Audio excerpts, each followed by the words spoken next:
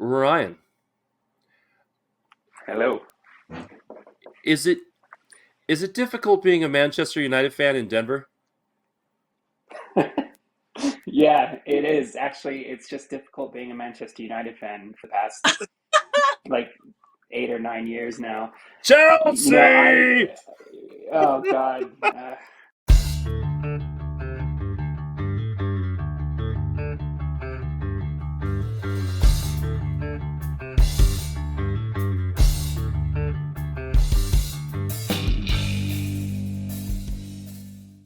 This video is brought to you by Adam and Eve. We'll hear more about them later. For now, let's get on to today's video. Welcome to Room 6, the channel dedicated to local and not so local music and the people that make it, like my guests. And my guests today are most of a pandemic-born prog punk rock and indie band out of Denver that one member has already been on the channel representing In the Variant. You can check that video out when you're done here. They are known for infectious hooks and melodies, and their new track, Life Sucks, is out soon, but I am actually going to be reviewing their latest track that's out, Gate Latch, in a few days, so definitely subscribe, ring the bell, so you don't miss out on that. Please welcome to the channel, Dancing with Dante. Hi, guys. How's it going? Hey, great to see you. I wasn't too rambling, so. All right. So, right off the bat, I have to ask, who the fuck is Dante? That's the kind of the design for it, but at the same time, we got the inspiration because me and Monica were sitting in her living room one time, and she had a book that looked just like Dante's Inferno, and I was like, I hate that book, and she's like, what book? I'm like, Dante's Inferno. She's like, who's Dante? and that's when we kind of came up with Dancing with Dante, and since Dante, explores the seven circles of hell, we kind of, it's kind of like a metaphor. He's like the middleman between humans and the devil, So Dancing with Dante is like, you're too afraid to dance with the devil, but you'll dance with the middleman type of metaphor. I like it. It works better than Dancing with Virgil, so. Yes. And you gotta, anytime you can have alliteration, it's always catchy in people's minds. So, with that, who came up with the Sugar Skull logo? So, our drummer Daniel, who's our temporary drummer, or maybe permanent if we can get him. We can get him down here. Yeah. His wonderful girlfriend is an artist, and we wanted to create an aesthetic. So I asked Monica, what kind of aesthetic? She's like, I like sugar skulls and I like roses. So we asked Shay to draw us a sugar skull with, instead of like regular flowers, like most sugar skulls, add some roses and make it a little punk rock, And I think Shay did an excellent job. She did little anarchy symbols and all kinds of little pentagrams. Not like your classic sugar skull, so we don't want to say that we're like imitating a sugar skull, but it's like our version of it, her version of it really, because she really was allowed a lot of creative freedom for that.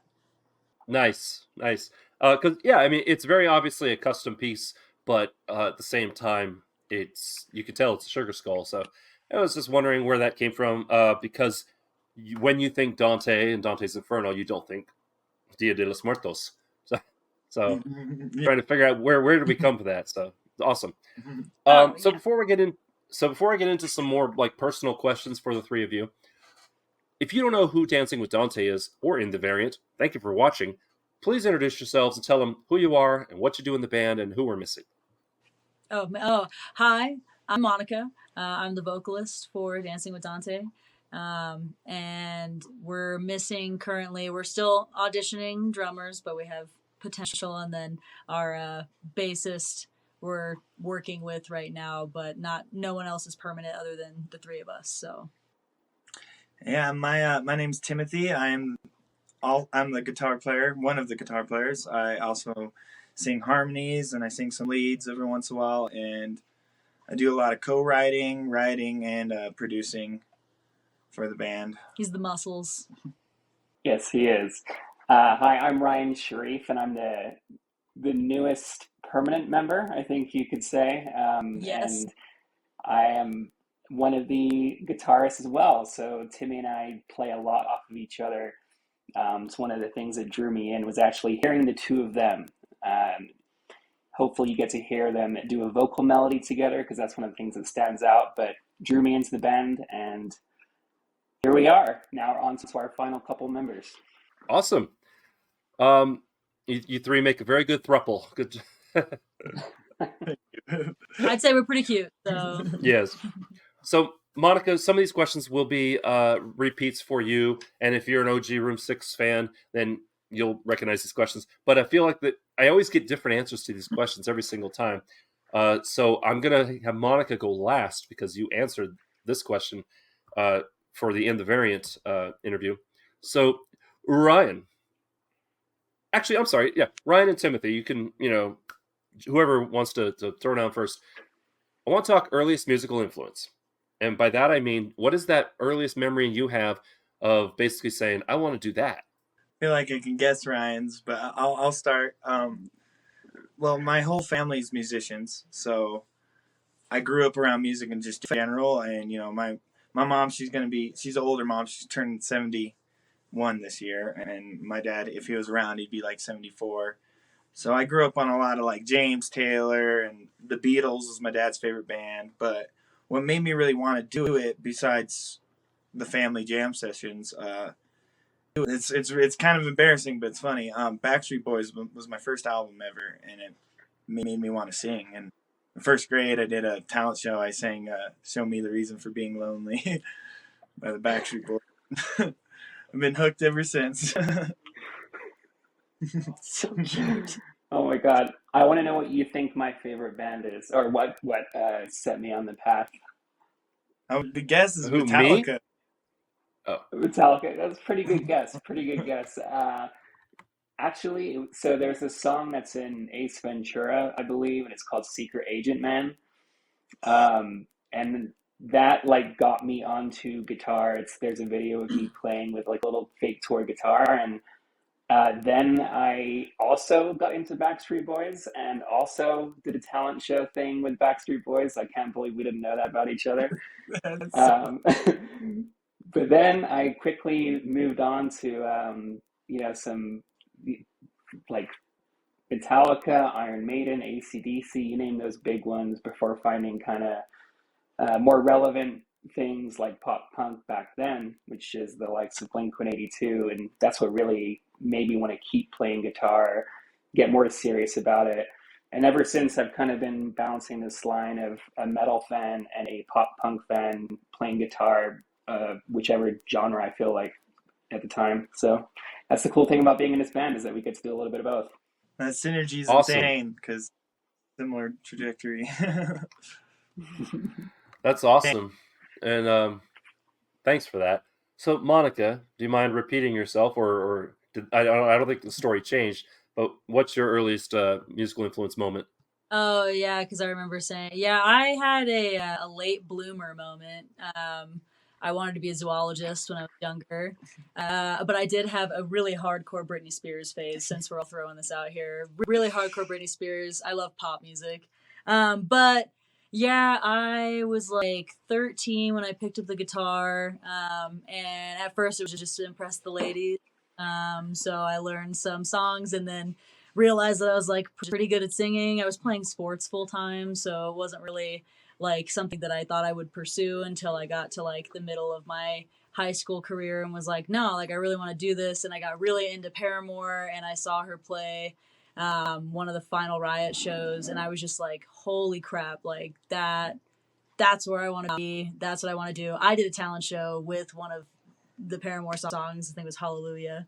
And I was like hooked ever since. And I mean, like I played a lot of music by myself, but it wasn't until college when I moved here that I started a band with this nerd.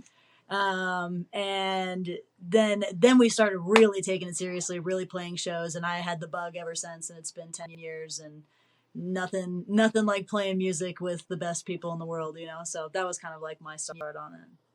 Monica, you mentioned meeting this nerd a while ago and starting a band, and that would be Fortune and Fallacy, correct? Wow, yeah, yep, he did his digging. That's right. You know, if it's out there.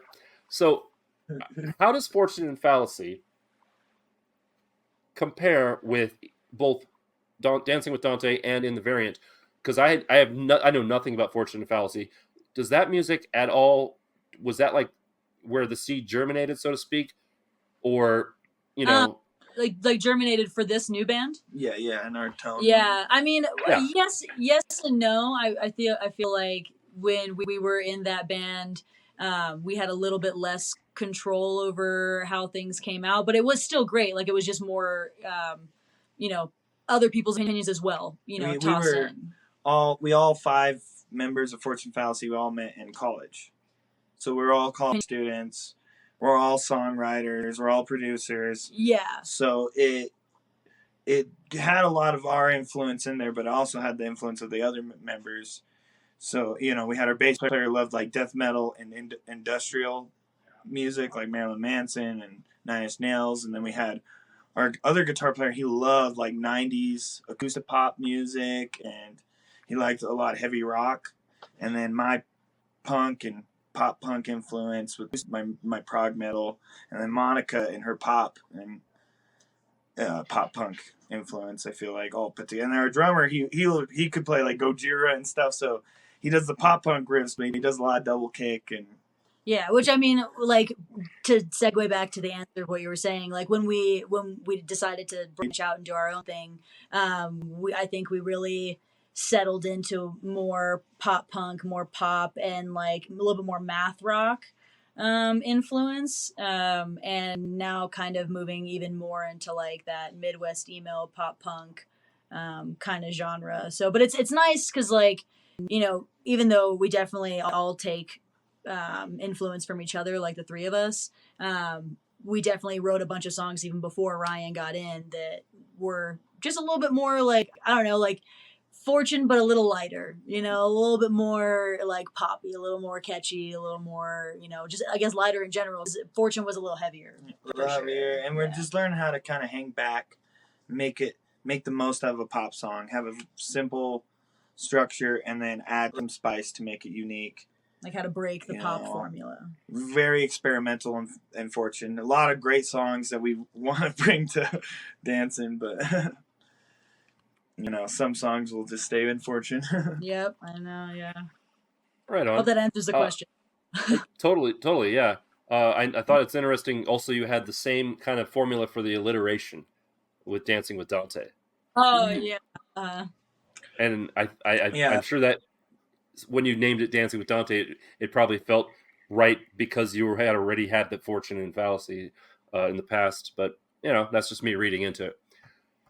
One more question there, Monica. Actually, before we get to that, any plans to do any sort of touring to the West Coast anytime soon?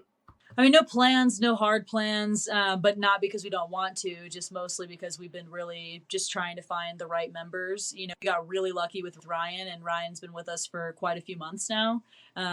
And now it's just trying to find the right fit. We just want to make sure we have the right fit before we start moving forward with anything crazy, which leaves us more getting in the studio, we're really trying to learn how to market our music, and that's been a challenge on its own. So Life Sucks is the song that we are going to be releasing next. We're going to hit the studio at the end of February. So we're really focusing on getting as much stuff out to be able to give to people when we do end up touring and doing those things. So we're not that we're not planning on it, but right now we're just really focusing on getting the music out there and getting the right members. Yeah, almost we want to do like Life Sucks as it's a really poppy song. I think it's going to reflect well. It's something we could put money into with promotion, but kind of get our name even more out there, and then maybe we can kind of do a Kickstarter or something where we get a full album out. But then, long-term goal, we've kind of talked about doing like the Portland, Seattle, Portland, San Francisco, Nevada, going around doing that West Coast round would be a lot of fun. Sounds like you at least know the plan, that the parts of the plan that need to be there. So I think it's good. It's a lesson to like younger musicians as well. You don't have to be in such a rush to go on to make it big, go on tour or whatever. Be sustainable, and I think you're doing the right things, I should say. Thank you. Ryan, Hello. Is it difficult being a Manchester United fan in Denver? Yeah, it is. Actually, it's just difficult being a Manchester United fan for the past like 8 or 9 years now. You know, Chelsea! oh God, I'll have to hang up. Anyway, Oh, dang it. I actually, I don't care about football at all. Football in the world sense there, Americans, calm down. right. No, I know it's pretty much agony every weekend, but for some reason I still put myself through it and wake up early to cry on my couch. But it's part of my DNA now, so yeah, that's what I do. I just thought it was interesting. It's like, where did that come from? Because nobody's, grows up in Denver and is just like, Manchester United. But did you Yeah, live in England at some point? I did. I grew up in the Middle East in a tiny country called Bahrain, Oh, and actually, Manchester United was the one of the only teams that you could watch on TV at the time. It was pre-streaming, obviously, pre-cable, even before it reached that part of the world. So it was very limited, and that's what got me into it. It was just watching them kick major ass in the late '90s, and yeah, my mother is British, so I did move to England for a while, and that's when football just became like part of who I am basically. And thankfully, I've been able to stay on top of it despite being so far away. Nowadays, you can watch pretty much like any game, so it is pretty cool. Now, if you go out to one of the bars in Denver, there's a couple of sports bars that's packed with all kinds of Premier League, United fans, you name it. So you say that you don't just wake up in Denver and become a Red Devil, but evidently you can. I'm just joining them. uh, I was going to ask, is there a United bar that you go to? And that's actually kind of awesome that you can, uh, you're not a total rose among thorns, as the saying goes. So, Yeah, it's pretty cool that there's this huge community around it now. And 5 years ago, I was actually waking up at like 5 a.m. to go hang out with all those people. And it was pretty normal, but now I can't do that. Now I just watch it with the dog. yeah, misery loves company, they say. So, I'm a 49ers fan, so, I'm looking forward to Get it? watching us lose in the Super Bowl. Hey, Yep. I hope we win, but right on. So, Timote, can we talk about Yes, Beggars sir. Refute? Can we talk about Beggars Refute for a little Yeah. bit? Yeah. Is that's something you're still doing right now, right? Yeah. It's I do it when I have the free time. When I'm not working on Dancing with Dante tracks. Luckily, I got a bunch of drums recorded like 3 years ago for a bunch of tracks, so I just been working on one track at a time and releasing it. And it's just songs that I've accumulated over the years. So far it's my punk songs. I'm trying to keep them in theme because I have like reggae songs, punk songs, and I have like these math rock instrumental songs. So I've just been trying to release them in groups of theme. And I also have some experimental songs. So. The catchiest dude alive. For sure. This guy, the amount of songs that get stuck in my head on the daily, and I'm like, oh my god. At least now he's putting them out, But like, Yeah, right. yeah, if you like catchy, this guy. Awesome. Before we move on, we're going to take a quick little break here. Grab yourselves, a little drink, little snack, whatever. We're going to hear a message from future Josh. And now, a word from our sponsors. Thanks, Josh from the past. You know what time it is? It's time to get sexy.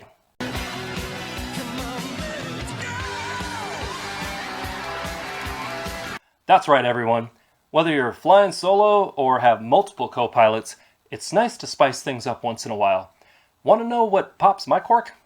Saving money while I'm getting saucy by shopping at Adam & Eve. Cringe. Adam & Eve is the nation's largest marketer of adult products with millions of satisfied customers in the United States and all over the world. Founded in 1971, Adam & Eve is also one of the oldest names in the rapidly evolving adult industry. They can accommodate any and all your special needs. Just for watching this video, and not one of those other videos, and for a limited time, you can use my affiliate link down in the description to get a whopping 35% off your entire order. Just enter promo code STIMULUS at checkout. Plus, you'll be helping out the channel and your love life. Thanks to Adam and Eve for being a sponsor, and let's get back to the not quite so spicy video. We're back, and if you're just joining us, what are you doing joining in the middle of a video? What's wrong with you? So, sitting down here with Dancing with Dante, or at least 3 members of the band, and if that sponsor spot interested you at all, please consider using the link down in the description. It'll help out the channel. It'll help you out, save some money. Win-win, and I'd appreciate you. The very least, if you ever want to help a YouTuber or content creator, subscribe, follow, like, share, do all those things. It takes you literally a couple seconds, and it makes a big difference for the algorithms that control, the engagement and the reach of the channels and the videos. So I love all my subscribers. I appreciate you all. Thank you very much. And you can subscribe and click the bell and choose none for notifications, and it'll still count as a subscribe. I get it. I put out a lot of content. So there you go. That's a little peek behind the curtain. So this is kind of a general band question.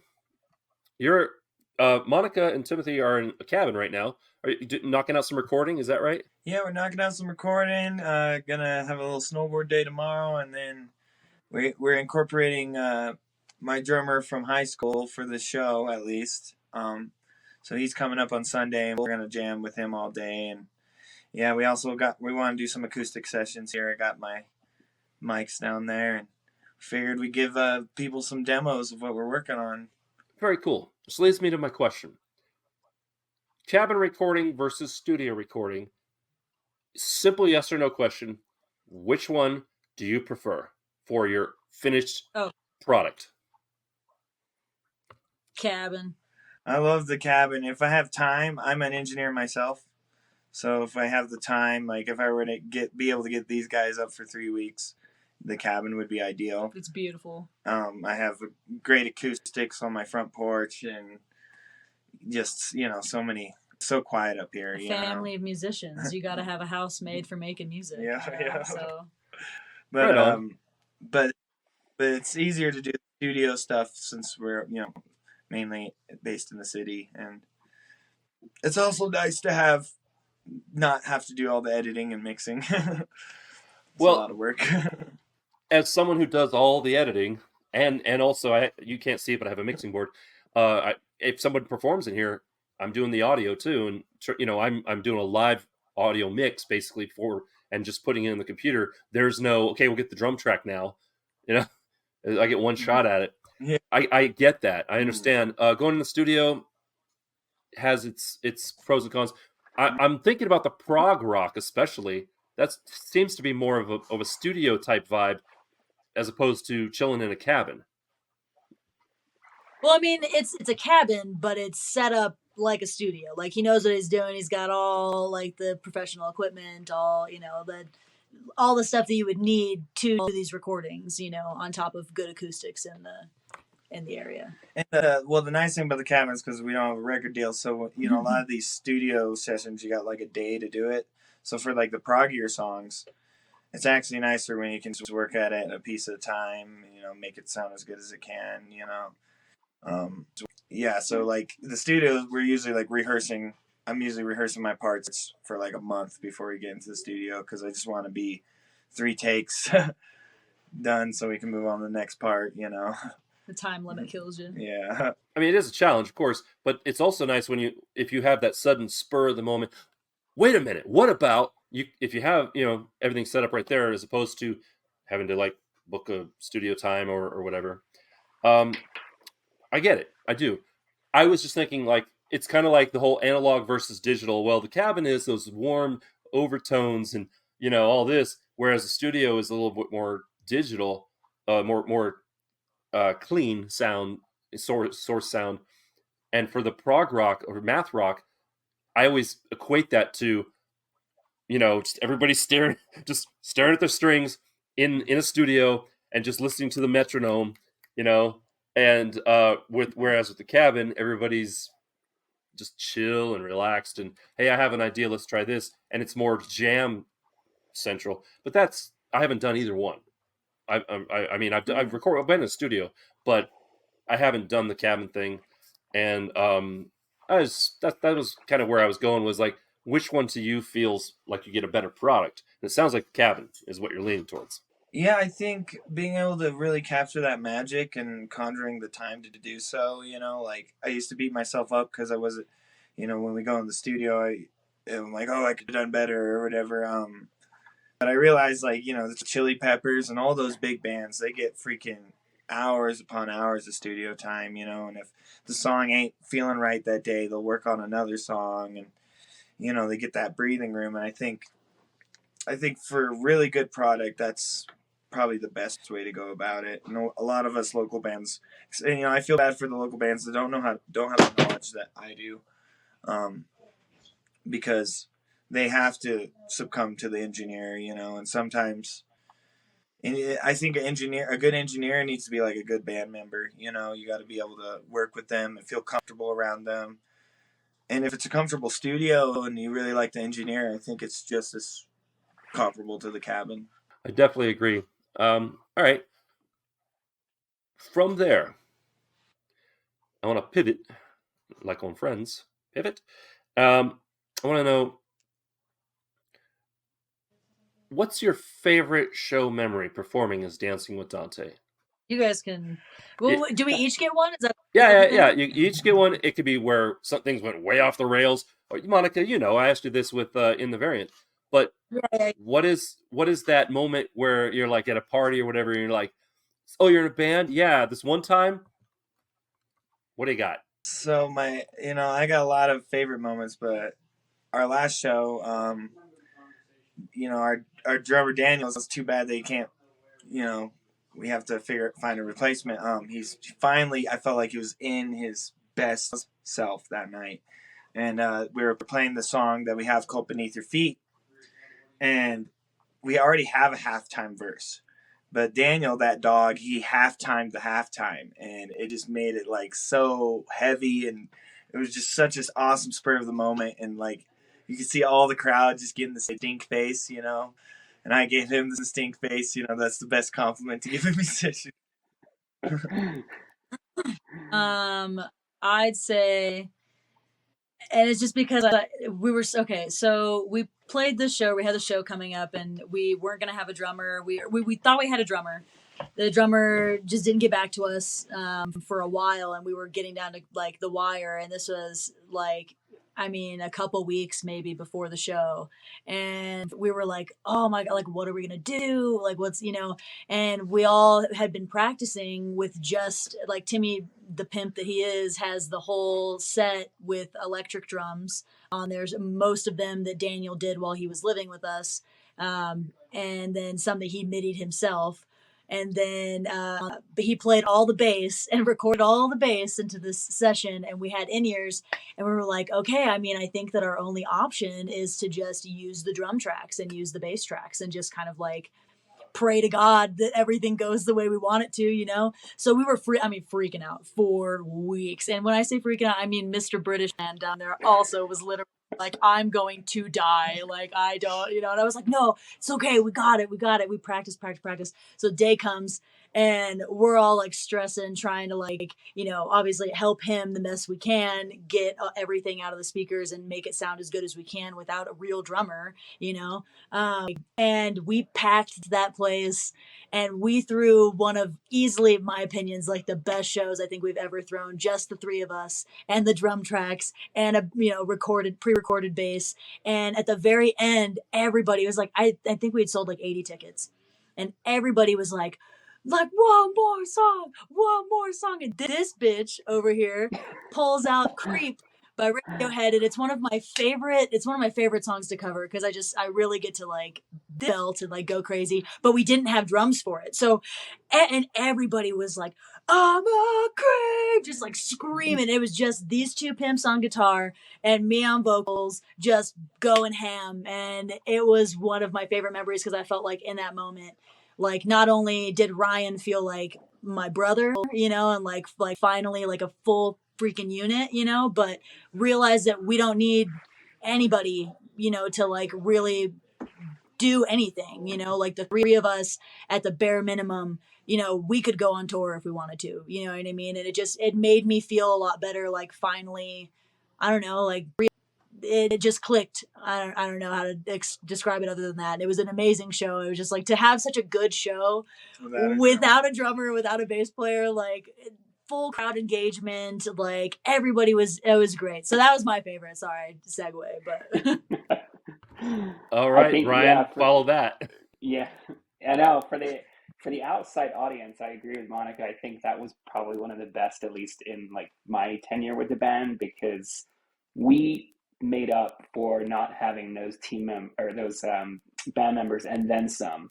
Like the energy that was just kind of going back and forth was insane, and I feel like we got to hear the songs the way that they were supposed to be heard, even though it wasn't ideal to not have a bassist and a live drummer. You got to really get the full picture of it, and the core was there representing as the whole band. And we all predicted like people are probably going to be totally cool with this, and they're going to not even realize that we don't have a bassist or a drummer. And I think that we got away with it because we put on such a good show. But my personal favorite was not one that I even played in. It was the one that I went to kind of scope out the situation with Dancing with Dante when I was trying to figure out if this was something I wanted to be part of. I'd already had a couple of chats and I'd like recorded some stuff for them to listen to. But my whole thing was if they suck live or they have no stage presence, I don't think I want to be part of that. And when I got there, it's just like everything I thought it was going to be and then some, because it just sounded so much more authentic and raw in a live setting. And particularly Monica and Tim, there's no other local band that is singing vocal harmonies the way that they are. I can promise you that. So that's what was like hooked me in. And I remember when I got off stage, I was like all nervous. And I spotted Tim over there and I was like, hey man, what's up? And, as they say, one thing led to another. And we're a happy little threesome. So saucy. We're three peas in a pod. We're three pods in a pea. No. No? Timothy was right. Oh, no. Oh, no. We're definitely pods in a pea. Continue. All right. What? Fuck it. So, all right. From there, Monica, how would you compare the music scene in general from Virginia to Denver? I couldn't compare because I wasn't even in a band in Virginia. But I mean, there are some bomb bands that they don't play anymore. Unfortunately, I had a couple friends that were out in some band. I couldn't compare. Let me rephrase. When you lived in Virginia City, were you going to shows then? Oh no, I went to like bigger shows, but I wasn't a part of the local scene. I didn't even really get into like the local music scene until I started actually playing in, this band. The band prior. Well, I got her and all my other band members of Fortune. I was interning at Seventh Circle Music Collective in Denver for live sound, so I got her to volunteer for her internship and everybody else. And I think that really is. Yeah. She saw some dope local bands. The Helgramites, shout out. Yeah, the Velveteers.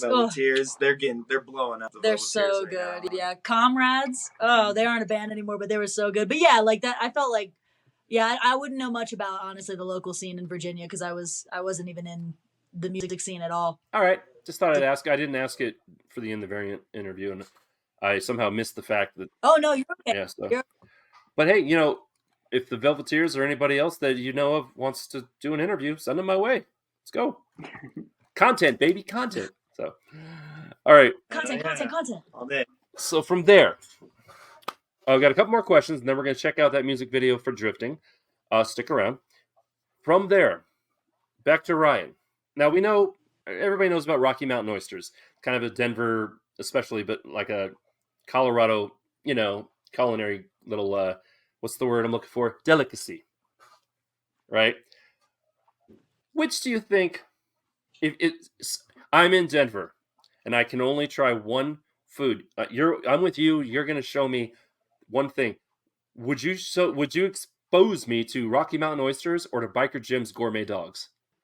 Wow, that's for me. That's super easy because I've never even tried Rocky Mountain oysters. I was just thinking you probably shouldn't ask me to begin with because I'm not even like from here. But I do love Biker Jim's, and I am not ashamed to admit that I've had a few nights on the tipple, as we'll say, and Biker Jim's comes in strong with that elk jalapeno cheddar.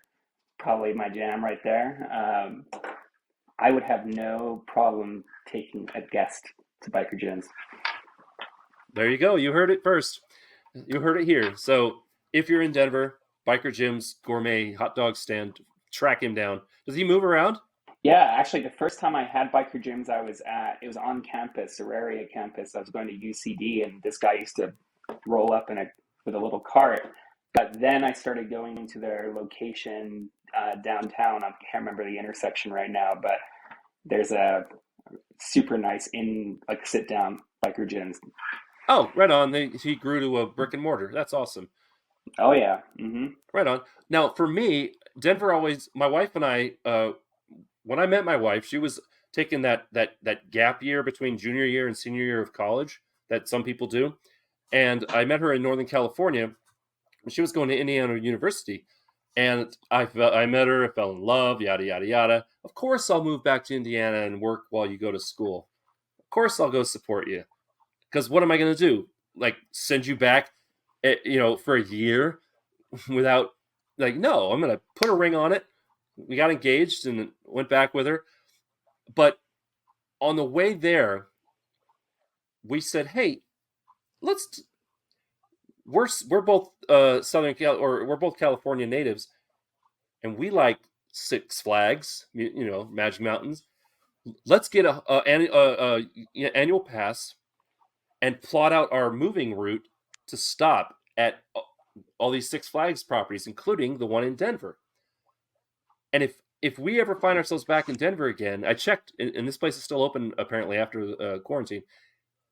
Two Fisted Mario's in downtown Denver, pizza. To this day, some of the best pizza we've ever had in our life. We still remember it, and it's literally 20 years later. So if you haven't tried it, I recommend it. I have been there too, and it's one of those places where you can go like when the bar's let out, and if I'm remembering correctly, you kind of you almost go downstairs, and it's kind of like in an undergroundy type of area downtown, but it's a great drunken pizza. Yeah, it totally is college pizza. Like it has that vibe of it's a small little place, but there's a line out the door, and it's worth it. Mm-hmm.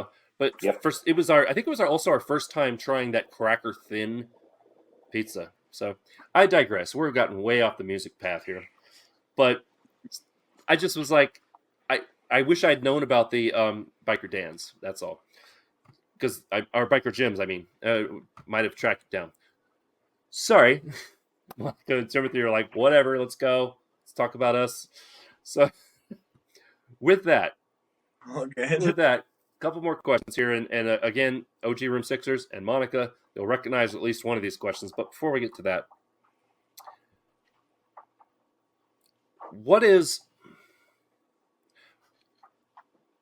you're playing a show, and what is that one piece of gear that has been with you like the longest, that's been with you every single show, and you have to have it at every single show? Mine, well, it just recently changed. Black electrical tape, right? I'm very fortunate. Yes, especially the black electrical tape. Hey, if you don't know about that, you know. Watch the In the Variant interview. If you don't know, now you know. But mine used to be my SM57. My 58. That I had like purple and black duct tape all the way around.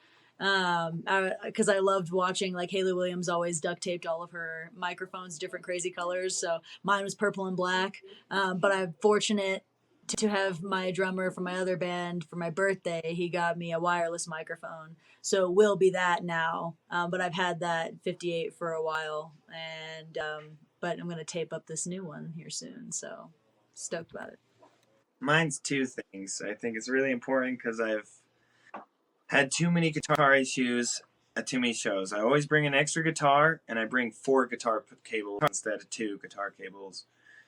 I think, yeah, nothing sucks worse when you're playing good and your gear is crapping out on you. Yep. Yeah, when you hear that crackle and you're like, oh man, it's either the cable or the pot. Cable or the pot, one of the two. Yep. Ryan? I got all my always, the pot always goes out.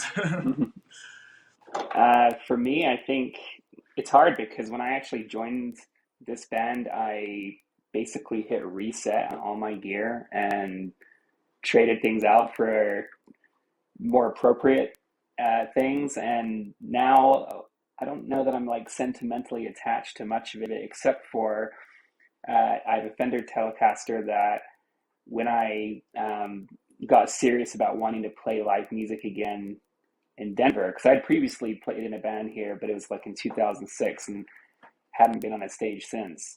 But when I decided that I wanted to join another band again, my wife actually got me the Fender Telecaster that is often brought to Dancing with Dante shows now, and I even used that when I was in a metal band. So that's probably my most special item right now. Right on. Good old real. I'm sorry, what was that? Reliable. What was that? Oh, reliable? Old reliable, yeah. Mm-hmm. One using the tally when our guitars go out. That's usually the Nice. most solid guitar I think. I just wanted to put a little spin on that usual, like, so, you know, let's talk about all your gear. I was like, we don't have time for that, especially drummers. Bunch of drum whores. So, right on. All right, last question. You made it. Yay. And I bet Monica knows what this question is. You remember, we're going to circle back to that first question about your earliest musical influence. Oh, yeah. Yep. So, this time, Monica, I'll have you go first. Let's see if the answer changes. So, gentlemen, and Ryan. Oh, yeah. I kid. We're going to circle back to that earliest musical influence question, and the question I ask of all my prey. What is one thing that you wish you could go back in time and tell your little self when you say, I want to do that? What is that? What is one thing you wish you could tell yourself, hey, you're going to need to know this. All right? And don't say change your strings. Ryan, right? No, I think it's me first. Yeah. Oh, yeah, I'm sorry, Monica first. I think the last time I mentioned something about like not needing to go to college and following your passion. Yeah, or culinary school. I agree, but yeah, school, geez. But I think the biggest thing would be to stay vulnerable. I feel like I had quite a few years when I was in middle school into high school where I was just so vulnerable with everything that I felt, and I wrote down everything that I felt, and I didn't care, what, like, how anybody was going to feel or react. I was just like, nah, I just want to write it and get it out. And then I spent quite a few years very critical of myself and critical of having emotions, and then I joined the band with these guys, and I really just allowed myself to like let go of those insecurities and write about whatever I felt and know that what I was feeling was valid and important. And recently I feel like I've really tapped into a lot of that and let myself be as vulnerable as humanly possible. And it's changed the way I write and changed the way that I sing and perform. So just stay vulnerable and, support yourself through your emotions and feel all the feelings. All the feelings. Next! So, for me, what I would have told myself is, don't be a music gatekeeper. Listen to music for what it's supposed to be, not what you want it to be.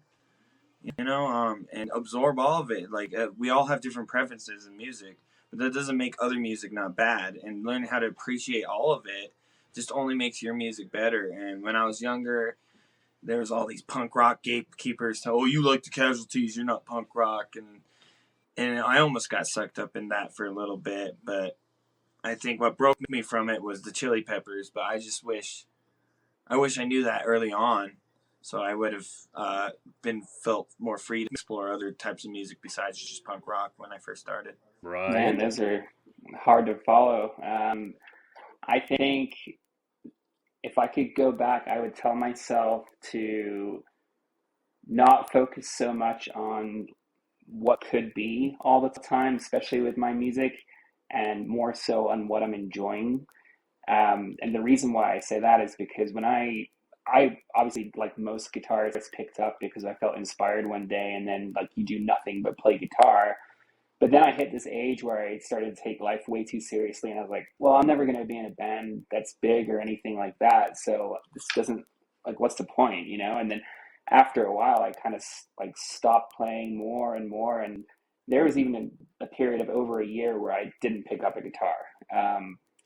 So it's just one of those things where thankfully I came back around to it and felt inspired again. And now I've realized that the stuff that makes me happy is the basic stuff, like writing music with other human beings and playing on a stage for other people. Like that, if that makes me happy, that's the thing that I should be focused on doing. And don't get too hung up on the next thing that's down the road. Couldn't say it any better. Well spoken, all of you. Thank you very much for watching, and thank you very much for coming on the show. Stick around. We're going to see that music video for Drifting, and then we'll catch you in the outro. In the meantime, temporarily say goodbye, guys. Peace. Bye. See you in a bit.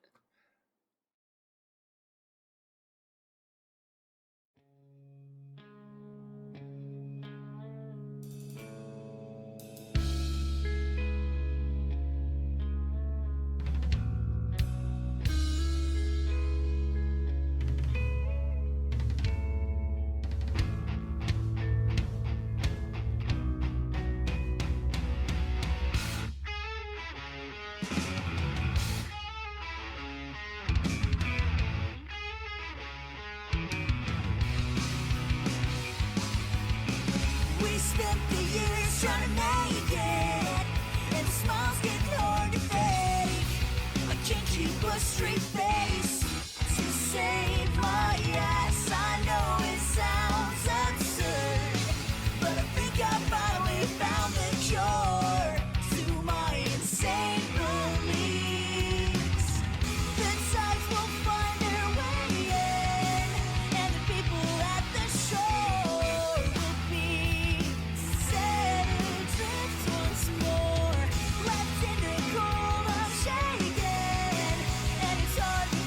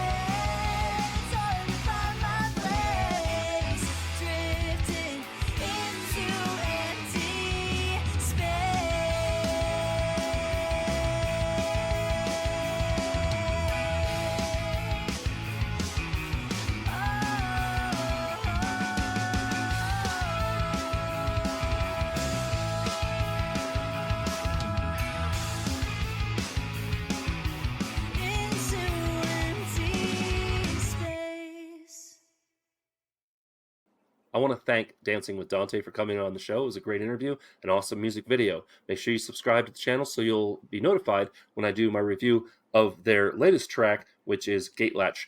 In the meantime, if you want to see more videos like this, click up here. If you want to subscribe, you know the drill. Click over there and ring the bell. And if you want to hear my own music, click over there.